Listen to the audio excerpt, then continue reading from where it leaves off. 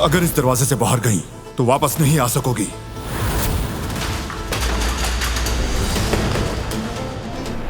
भाई क्या हुआ, आप ठीक तो हैं?